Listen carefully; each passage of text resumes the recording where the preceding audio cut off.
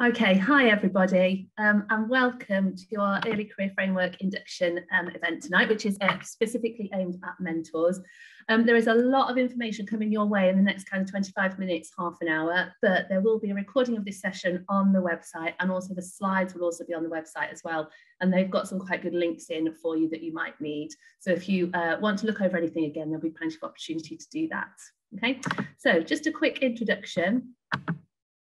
My name is Marie Imrie, and I am the ECF lead for the Red Hill Teaching Hub. And before we get going, I just want to say a massive thank you for volunteering to be an ECT mentor, and also for taking the time to attend this session this evening. I know that work is manic at the moment and it's very, very busy. We are all really excited at the Red Hill Hub about the new early career framework and the positive changes it will bring to the training opportunities for new teachers. And we're also really excited about having the opportunity to work with you and the early career teachers that are in your school. So these are the kind of 4 key things that I want to look at in the next kind of 25 minutes-ish. First of all, just an outline of the early career framework, and in particular, some of the kind of fundamental differences that there are between the NQT programme and the new early career framework. The national provider that we have linked to are the Educational Development Trust, or the EDT. So I'm just going to talk to you a little bit about their programme and some of the resources that they have produced. Making sure that you understand fully what the role of the mentor is, and also just clarifying so it's really clear the difference between the role of the mentor and the role of the induction tutor. And then what to do next, just a couple of things that you could do to help prepare yourself for September and the mentoring role that you have agreed to do. Obviously, we're here to answer any questions that you have got as well. I'm not going to look at the chat box during the presentation, but at the end I will go and answer any questions that are there, and obviously any then that appear at the end. Risha is with us today as well, and she is our hub manager, so she will answer some of the questions that are in the chat box during the presentation. Okay, so I'm sure that many of you have a pretty good understanding of the early career framework already, and kind of a good understanding of the purpose of the programme. I'd just like to take a couple of minutes to go over some fundamental differences between the current NQT programme and the early career framework. Now, Sally Barfoot, who is the director of the Red Hill Teaching Hub, did a webinar a few weeks ago where she discussed the rationale behind the changes. So if you would like more information about why there have been these national changes, there's a recording of her webinar on the website, so please have a look at that as well. So there are quite a few key changes from NQT to ECT. I've picked out 5 to talk about here. So first of all, from September, teachers who are new to their careers will be known as early career teachers, so ECTs, and not NQTs. I have just about got my head around this, but I think it is going to take a long time for us all to stop calling first year teachers NQTs, because they've had that name for a very, very long time. So from September, new starters will be ECTs, or early career teachers. There are a couple of exceptions to this.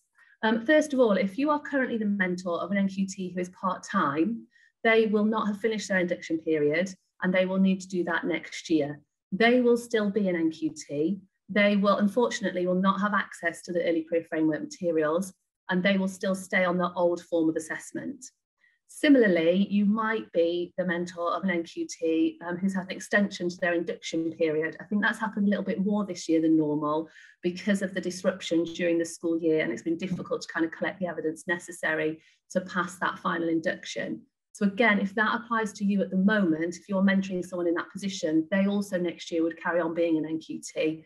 Unfortunately, they won't have access to the early career framework materials, and they will stay on that old method of assessment. So that's the first kind of key difference.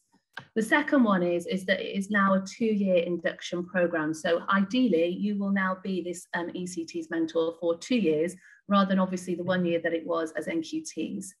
This is basically just to give the ECTs more time to learn all the many, many skills that are necessary to be a really good teacher. They will still have a 10% reduction in their timetable in year 1, as is the same now for NQTs, but also then moving forward in year 2, they will then receive a 5% reduction in their timetable to give them time to access the training materials that will be provided for them. Okay. So the third key difference is about the assessments. Now, the assessments are very much the role of the induction tutor and not your role. However, I think you need to have an understanding of how and when your ECT is going to be assessed. So currently with the NQT programme, there are 3 formal termly assessments. And as part of that, we need to provide evidence for each of the teacher standards and then a target or development point for that NQT moving forwards. Now that is going to change because of the 2-year programme. So there will still be formal assessments, but they will be at the end of year 1 and then at the end of year 2. And they will be the ones where there will need to be evidence against the teacher standards. But as I said, this is the role of the induction tutor. There will be termly reviews, which will be very quick tick boxes of, is the ECT making expected progress and are they going to be with the school next term? So those main assessments come at the end of each year. Okay. Number 4 is all training must now link to the early career framework. Now this includes the mentor meetings that you are having as well. Now I've been an NQT mentor quite a few times and I know it's quite easy for those weekly meetings to become an hour of just sorting out issues. Maybe there are particular behavioural issues that the NQT wants to talk about, or there's a particular topic coming up and they're not quite sure about the subject knowledge, etc. The mentor meetings now must be linked to the early career framework. So those kind of general discussions that you will still need to have with your ECT can't happen during that time. Okay. And then lastly, all of the training now will be provided by the hub. Okay. So there isn't really any need for any structured CPD extra to the training that the ECTs will receive via the hub. However, I think there is a place for a little bit of kind of unstructured CPD and in particular observations of other staff. So I know obviously during ITT, during the training year, trainees observe teachers all the time and they learn so much by seeing that really good practice in lessons. And I think sometimes when people move into their first year of teaching, some of that is lost a little bit. So I think it'd be really beneficial for ECTs to carry on observing expert staff teach and seeing how they deal with certain situations. So that's like a few key differences. I just want to talk about the teacher standards a little while. So the early career framework is divided into kind of 5 key sections, but they have then been split down into sections that kind of match up with the teacher standards. However, the early career framework has very clear no and how to statements, and it's got a very similar style to the ITT framework that was brought in last year. So the early career teachers training needs to match the early career framework, okay? And it will do because all of your resources are going to come via the hub, so that will ensure that that will happen. And it is your job to work with the early career teacher towards on the early career framework content.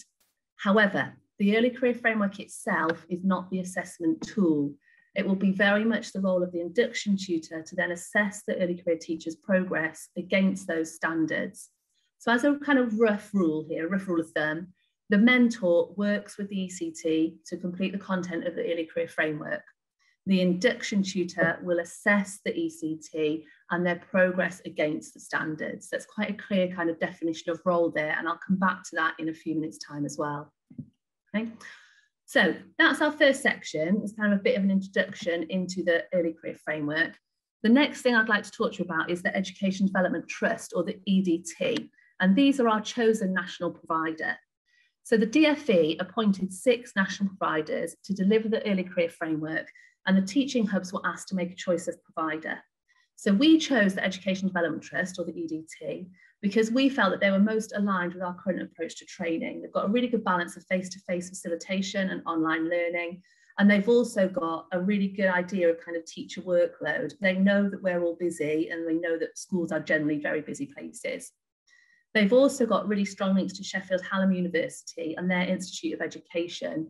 And Sheffield Hallam were involved in the actual design of the ECF. So therefore, again, that made it an appealing choice for us to go with the EDT. So the EDT have designed all of the resources that you will use in your mentor meetings. They've designed all of the training sessions that you will take part in and also that your ECT will attend. So they have designed all the resources, but the training, particularly the training sessions, will be delivered by expert facilitators, and they will be people from the Red Hill Hub. So this next slide gives a brief but kind of reasonable overview of the kind of topics as such that you and the ECT will be working through during the 2 years of the programme. Now, the EDT have referred to this as the Early Career Professional Development Programme. And as you can see, it's got 6 blocks per year, with you and the ECT working through approximately 1 block per half term. Now, they're called blocks because there's this kind of 3-dimensional concept to it, where the ECT will learn the theory, they will then practice it in the classroom, and then they will then be able to reflect on it with you during an instructional coaching session that will be during your mentor meeting. You may also be able to see that the key elements of the early career framework are introduced in year 1, and then they are developed and mastered to give a spiralling of the curriculum through the 2 years. So the ECT will have an opportunity to revise knowledge and skills constantly as they're going through that 2-year programme. Now, all of the materials that you will need will be available through an online portal, and you and the ECT will receive an individual login for that portal. Now, unfortunately, that isn't going to be available until Monday, the 6th of September. And now I know that some of you probably would have wanted to have a look at those materials sooner and just get a little bit of a heads up as to what was coming up for next year. But the DFE have to sign off on all the materials that the EDT produce, and the EDT are still waiting for that process to happen. So therefore they can't release the content until they get that accreditation from the DFE back, okay? I also know that some schools will have already done a week by the 6th of September. We are back on the 31st of August, which is going to be a shock to the system for me. I don't think we've ever come back in August. However, I don't think that's too much of a problem, because I think it's fine for the first 1 or 2 mentor meetings to be a little bit of an introduction, maybe talking through school policies, talking through kind of what to do in the first lessons, and generally just enabling the ECT to get to know you and the school setting. Okay, so this is the training schedule for the early career teachers. Now, I am just going to talk through this diagram bit by bit, because when I saw this, it did take me a little while to just get my head around what exactly was going on here. And I am just going to focus on year 1 for now, because I think that's probably enough at this point. Okay, so obviously term 1 is the autumn term. So during the autumn term, the ECTs will have a local group session, and that will have about 30 ECTs in it. And we felt that was a good number to still allow lots of discussion and to give the ECTs a chance to kind of talk to each other and share some good practice. That will be half a day, and there will be 4 of those sessions running across the region. I'll show you the dates and the locations in a second. So that's their kind of face-to-face training. They will also have 2 one-hour webinars to watch. Now, they will be accessed via the online portal. And also these are recorded in advance. That does then give a little bit more flexibility as to when the ECT can access them, when they've got an opportunity to kind of sit down and focus on them properly. There is also self-study that will run through the whole of the year that again will be accessed through the online portal. Okay, so that is autumn term. Then in spring term, so after Christmas, the ECTs then have a regional training session, which is all day. Now this will be online, but again, it will be delivered by the expert facilitators that we have as part of the Red Hill Hub. These will be slightly bigger sessions, and we're hoping for approximately 70 ECTs on that online session. Again, then there's another webinar through the portal, and then some more self-study.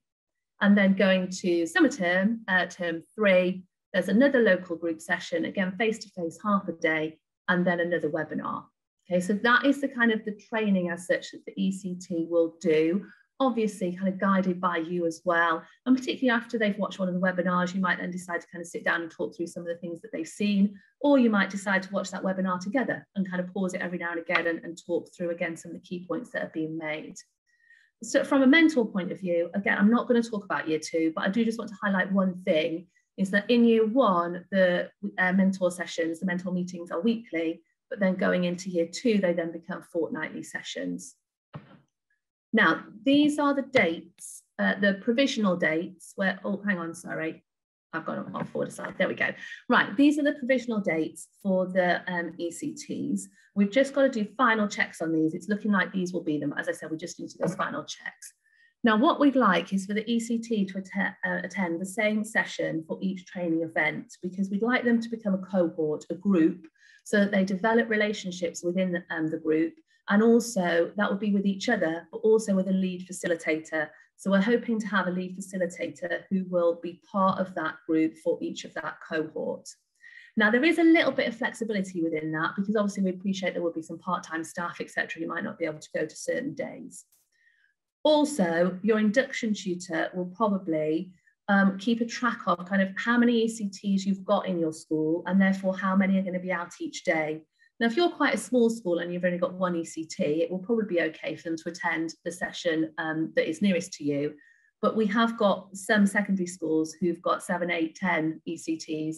So obviously there might be a decision to kind of spread them out between those training dates, just to kind of, there's less impact on cover per day. And also, if you have an ECT who lives in one area but teaches in a different area, it's absolutely fine for them to attend the session that is nearest to their home. It doesn't matter which of those sessions you go to in the week, they will all be exactly the same with exactly the same materials. And as part of the Hub's QA process, we will be checking that that is occurring. Okay, so that is the training for the ECTs, which obviously you need to have a good understanding about, because they're going to be asking you about that, and obviously then you'll be able to have discussions with them and feedback about the key things that they've been talking about. There are also training sessions for you as mentors as well. So again, you can see, if we just talk through it kind of term by term, autumn term, again, there is a local group session. Well, again, we're looking at kind of 25 to 30 mentors in that, so that there is a lot of discussion that's available within that group.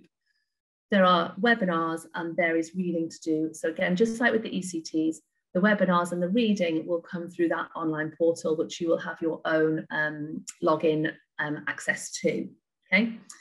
Term 2, just like the ECTs, there's a regional event. Again, this will be online and will be on all day.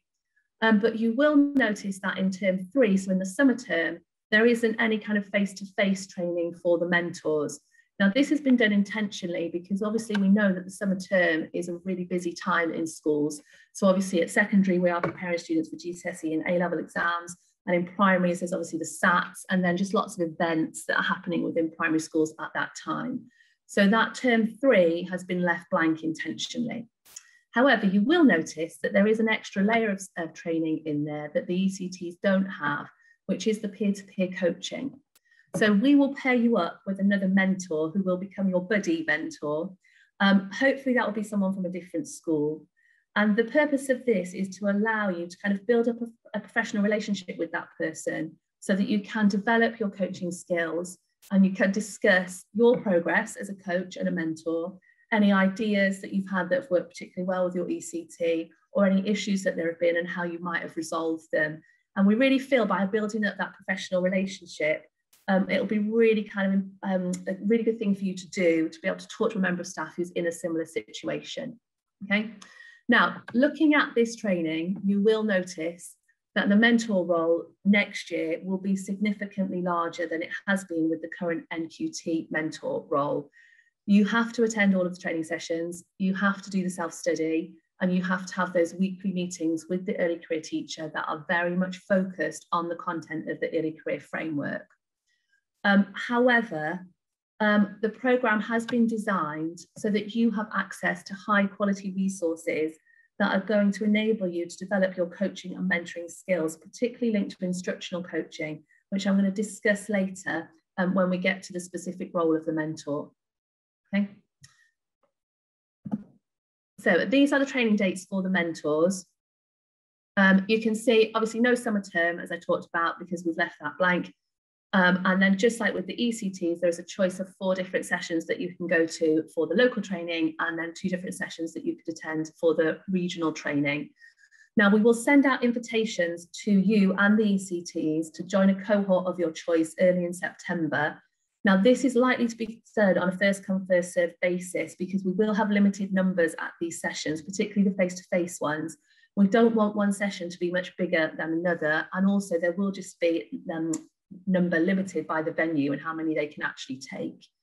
However, before you book on any session, can you please have a discussion with your induction tutor? Because as I've said, they will want to monitor how many staff are out of school on a particular day, particularly if you have a large number of ECTs in your school and therefore also have a large number of mentors. And then if you could also pass that message on to your ECT if you see them at some point, just to kind of talk to the induction tutor first before booking onto any of those dates. Okay, now as there is a lot of information there, I am very aware of that. As I said at the start, if you've got any questions, please put them into the chat and either Risha will answer them now or I will then answer them towards the end. Right, so thirdly is the role of the mentor. So what exactly is your role? What have you signed up for to be an ECT mentor going forward next year? So first of all, you should be someone who is a highly effective teacher. It is part of your role is to kind of model good practice, both in the classroom and also from a professional standards point of view. So that's the first thing. I've put has time there, like who has spare time? We are all extremely busy and we are all very aware of that. However, there is a clear time commitment that must be upheld as part of this role. So you are the person that is going to have the biggest influence on the professional development of the early career teacher. And it is your responsibility to do that role well so that they become the best teacher they can be and have a positive influence on the lives of the young people in your school. Now, this will take up, some of your time, and I can't hide that from you. There is a time commitment to this.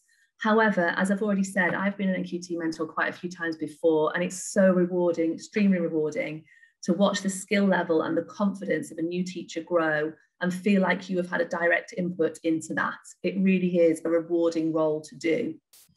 Now, there is a really clear definition between the role of the mentor and the induction tutor.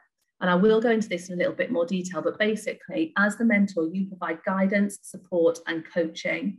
The main role of the induction tutor is to assess the ECT's progress against the teacher standards. Now, ideally, and I think this will be the case in the vast majority of schools, these will be separate people. We are aware that there may be some small primary schools where that just physically isn't possible. There aren't the numbers of staff who would be able to do that. Now, that is okay, but there does still need to be clarity of role. So when are you acting as mentor and when are you acting as an induction tutor? Because what we don't want is for an ECT to be questioning whether they should ask for guidance, because the mentor is also the person that's then going to be assessing them for the termly reviews and then the more formal ones at the end of the year as well. Okay, so just to make it really, really clear, your role as the mentor is guiding and supporting the early career teacher and also challenging their thinking through instructional coaching. Now, you are going to have, on that first session on the week beginning the 27th of September, you are going to have quite a lot of training on instructional coaching built into that. However, I'm just going to give you a brief overview now of some of the key principles. So first of all, there is significant evidence to show that instructional coaching has the biggest impact on pupil outcomes compared to any other forms of CPD. And one of the key things is getting the balance right between giving advice and listening and questioning the ECT through their thinking. Now, I think probably as part of the NQT programme, there may have been a situation where mentor meetings and feedbacks from observations were more of the kind of directive coaching, where the more experienced members of staff was giving the NQT advice. Whereas the mentor meetings moving forward need to be more of a balance. There still will be some advice and direction, but also listening to that ECT and their feedback and then questioning them further through their thinking. Now, I'd also say, obviously, on this diagram here, this arrow is right in the middle and it's a perfect balance between the two. Whereas in reality, that arrow will probably shift through the year, through the 2 years, but also dependent upon your early career teacher. So for example, towards the start of the programme, the arrow might be a little bit more towards the right, and you might feel you need to give a little bit more directive coaching. And then as you go through that 2-year programme, the arrow can shift a little bit more to the left. You might also find that if you have an ECT who is finding the year quite difficult, again, they may need a little bit more input. Whereas actually, if you've got an ECT who's flying, they're going to need a little bit more challenge, and the arrow would shift more to the left, where you'd be able to question them through things a little bit more. So the arrow should be somewhere in the middle, but it can shift a little bit side to side based on the timing and the circumstances of your ECT. So this is a little bit more about the instructional coaching, and particularly kind of around the mentor meetings and how they're going to be structured. So it's based on a cycle of identify, learn, and improve. And it involves revisiting the same specific skill with bite-sized feedback each time. And that's really important so that all the targets that are set each week are achievable. They are small and achievable, but they will come, you'll come back to them and back to them and back to them. And it's a kind of link to that instructional coaching and that balance. It's not just kind of telling the ECTs what to do, but through questioning and thinking, kind of coming up with a plan together about how that will happen. How will they improve on that skill? Now, as I've said a couple of times already, the professional development needs of the mentors have really been thought out in the programme, and you will also receive high quality CPD, and this will be delivered by expert facilitators from the Red Hill Hub. Now, it is hoped that you will take that training and possibly use it with other staff in your school. Now, this could be by coaching other staff directly, so maybe someone in your school who's struggling with an element of their teaching practice, or by training other staff on how to carry out the instructional coaching process. Now, actually, then this could enable you to improve the practice and develop the practice of a number of staff in your school, and therefore have a really positive impact on the quality of teaching, not just for the ECT, but across a number of staff members. And also, these instructional coaching skills should also help you in your future career, whatever your chosen path is. Now, this next slide, I need to apologise because I know that it's not very clear and it's a bit fuzzy and you can't read it that well. However, I'm hoping you can make out that this is a kind of a plan as such for a mentor meeting. Now, obviously, things like this have not existed in the past, but there will be one of these that you will access through your online portal for each of your weekly meetings with your ECT. Now, as I said, you might not be able to read the content exactly.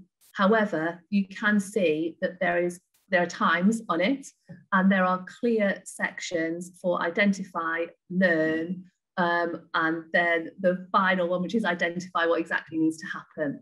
So as I said, the mentor meetings will have very much of a structure now. They possibly haven't had them before. These will be produced weekly. They will be on there for weekly sessions. But I would also say that EDT are very aware of how busy things are in school. And they're also busy that sometimes stuff just happens. So therefore, there'll be a week where you're ill. There'll be a week where the ECT is ill. There will be a week where something is happening in school and your mentor meeting has to be postponed. So there is a weekly programme, but don't panic if you get a couple of weeks behind. We understand that every now and again that will happen. Okay. Right, so that's the kind of role of the mentor. I know I've gone through that coaching quite quickly, but as I said, on that week beginning the 27th of September, we will come back to that then in your face-to-face session. The role of the induction tutor, I just wanted to go through this really quickly so that you're aware of the clarity between the roles. So first of all, it is the induction tutor's role to observe the ECT and give quality feedback, very much linked to the teacher's standards. Now, there isn't really any guidance on the number of observations that should happen, but I'm going to recommend at my school that we stick with the 1.5 term that we've been doing with the NQTs anyway. Now, most of those will be carried out by the induction tutor. However, that will again be dependent upon your school setting and the number of ECTs that you've got. If you are a large secondary with 10 ECTs, it's unlikely the induction tutor is physically going to have the time to observe all of those people during half term. So it would also be okay for other experienced members of staff to carry out those observations. And I think actually every now and again that's good as well for the ECT to be able to get feedback from different people who might just have a slightly different focus. Okay. So the second key role of the induction tutor is to complete the termly reviews, which will be really quick, but also the kind of more formal assessments that are happening at the end of each year. Now, when they're writing these formal assessments, these yearly ones, they will ask you for your input, because you will know the ECT probably much better than they will, again, particularly if you're in a large secondary. But you will also have a much better understanding of the engagement that the ECT has had with the ECF. So you will be feeding into that that formal report each year, but it will be the induction tutor that would write that. Okay. And then the third kind of key role of the induction tutor is to formulate and then track progress against an action plan if it's felt that your ECT requires that. So I would really, really stress, if at any point you are worried about the progress of your ECT, no matter how early in the year, please speak to your induction tutor as soon as possible and make it clear to them what exactly your concerns are. It would be their responsibility to then think about whether an action plan is necessary, what exactly those specific targets would be, and then they would track that ECT's progress against that action plan. Now, as a hub, we are looking at putting together a pro forma for an action plan. So hopefully we'll be able to get that to you in September. But as I said, you need to be aware that that is a process, but it will be the induction tutor that would actually carry that out. Okay, so last little bit is what to do next. Now, as I've already talked about, I know quite a lot of you would probably like to access the resources in advance from the online portal, but that isn't going to be available until September. But there are a couple of other things that you could do just to kind of refresh your memory of some things really and get a little bit ahead of the game. So first of all, download a copy of the ECF, and there's a link there on that slide. So all of your work will be working with the ECT to enable them to complete the content of the early career framework. Therefore, it is important that you've got a reasonable understanding of that early career framework. There is also a really good reference list in each section. And I think moving forwards into next year, you might be able to highlight things that it would be beneficial for your ECT to read. But I think there will also actually be things in there that would be good for other staff in your school to read anyway. Okay, so first of all, downloading a copy of ECF will be a good start. Now, you won't directly be working with the teacher standards. That will be the role of the induction tutor. But again, it's good for you to understand, isn't it, how that ECT, how your ECT is going to be assessed. We have all used those teacher standards at some point. And if you've been an NQT mentor recently, you will have used them. If you haven't used them for a little while, it's worth reading through them and just refreshing your memory. Okay. Now, I am assuming that the third thing, registering with the Red Hill Hub, I expect you have already done that because you are at this session. So therefore, you must have had an invitation to that session. But if someone else passed that on to you, and if you haven't registered with the Red Hill Hub yet, please do that, because we will send out our monthly newsletter that will have all the information on for you. And also that will be the way that we will contact you about booking onto those sessions. Okay. Now, the last thing is, some schools have talked about having kind of expert mentors, where next year, no matter what the subject specialism is of any ECTs that come into the school, or whatever key stage they are working in, if it's a primary setting, there will be expert mentors that would kind of automatically do that role of mentoring those ECTs, no matter where in the school they are. Now, if that is something that your school is thinking about, and if that is a role that you are thinking would be a good role for you, then I would highly recommend to you having a bit of a think about the new MPQ, which is leading teacher development. So this will fit in really nicely with the work that you are doing on instructional coaching, and it will also give you a nationally recognised qualification. And again, I have mentioned this before, but this would then enable you to be able to take those coaching skills back into your school, possibly work with other staff as well, and also would be good for your future career moving forward. Now, the DFE is fully funding this particular MPQ, not all MPQs, but this particular MPQ. So there would be cover costs involved, obviously coming out of school, but there would be no charge for actually taking part in the course. The Red Hill Hub is running the MPQ, and there will be a November cohort. So if you're interested in finding out some more information about that, please go onto the website. There is a separate MPQ section on there. And if you are in a position to book, probably check with your head teacher first, but if you're in a position to book, then that can also be done via the website. Okay. Right, if you require any more information, if you require any more information, that is our website address. There is information on there about the early career framework, about the appropriate body, which is more kind of important for the induction tutors really, but also then about the MPQs as well. And this is our general email address for any inquiries that you have. That goes straight to Risha, and either Risha will reply to you or she will be able to forward it on to someone who will be able to get back to you. Okay, so that is all the information that I have to share. If you don't have any questions, and if you're happy now to go and take that information, then you are more than welcome to leave. Before you do, I just want to say thank you once more for attending, and thank you once more for being a mentor. It is going to be a time commitment for you, but as I've said, I've done this kind of similar roles and they are extremely rewarding. And we're hoping also from the kind of high quality training that you're getting as well, that you will benefit highly from this role too.